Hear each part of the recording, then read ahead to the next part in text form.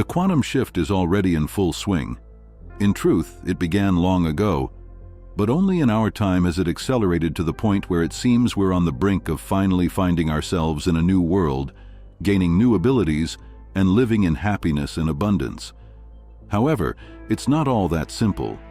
Firstly, mana from heaven never just descends upon a person, and secondly, not everyone has access to the doorway into the fifth dimension. The lion's share of humanity won't be able to make the transition. Each is on their own.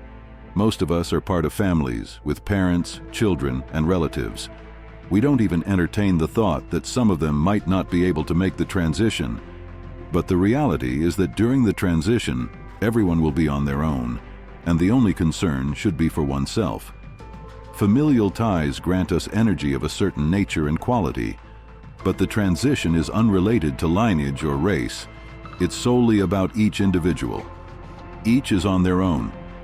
Of course, we wish not only to transition ourselves, but also to take our relatives along. Perhaps there will be different conditions for children, unlike those for adults. One should not disregard prayers. They hold tremendous protective power. Experience shows that there are people seemingly protected, nothing touches them, and death passes them by. Later, it turns out that a mother or a beloved woman prayed for their close ones. A woman knows how to create a protective space around her beloved child or husband. And every woman should pray for their close ones, creating protection and safety. This involuntary magic is inherent in every woman. She possesses a certain power and should use this power for the greater good, and this protection can ease the transition for her loved ones. Ancient seers knew about the transition, and they warned that during the climax, darkness would reign on earth for 3 days, a darkness so profound that not even fire could illuminate anything, and everyone will face this situation within themselves.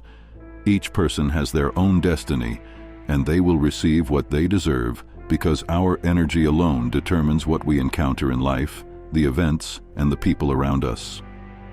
Who won't make the transition?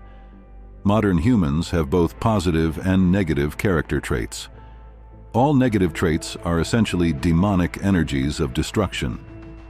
While this might not have mattered much before, everything has changed now. If a person has many negative character traits and lacks positive ones that shape their will, their chances of successfully making the transition tend towards zero. A person's energetic state must enable them to control their life. To achieve this, one must strive to eliminate their bad traits and develop good ones. This is very challenging. Working on negative character traits takes many months, even years. There's very little time left until Earth begins shedding those who don't match its energy. Perhaps a year, maybe 2, or perhaps that time has already elapsed. A negative character trait cannot be transformed into a positive one, because destructive energy can never create constructive energy. Therefore, everything must be done to prevent the manifestation of negative traits so that one can manage the situation and oneself. Actions must always have a positive nature and not provoke negativity in others. Spiritual mobilization is needed. The Creator always seeks to preserve life. So why should so many people have to depart? The reason is that the new world awaiting us is entirely unfamiliar. We're accustomed to living in the physical world, yet the fifth dimension implies that humans won't have the same body as they do now. However, this doesn't mean we'll immediately become bodiless. It will happen gradually, over several years or even decades. Earth will be in a completely different state. Already, we notice how the energy is changing. Vibrations are increasing. The time for transformation has arrived, and this new energy will determine whether a person can stay or not. For most people who never bothered with this issue and simply don't believe the transition is possible, it will be very difficult for them to attain the state necessary for survival. Currently, humanity has many robots, obedient and controllable beings, mere statistics. They don't evolve, they merely consume. They lack the evolutionary processes inherent in humans with divine origins. Therefore, it's essential to understand that these individuals will also depart, meaning the number of those who don't make the transition due to them will significantly increase. To approach the Creator. A person perceives the world through the tools they possess. If these tools are destructive, they cannot create anything significant. Unfortunately, we see that most people, due to these destructive tools, negative emotions, and negative character traits, find themselves in a dark spectrum. They consistently perceive everything negatively, and it's not just by chance, it's the result of human upbringing. The entire education system is aimed at subduing a person.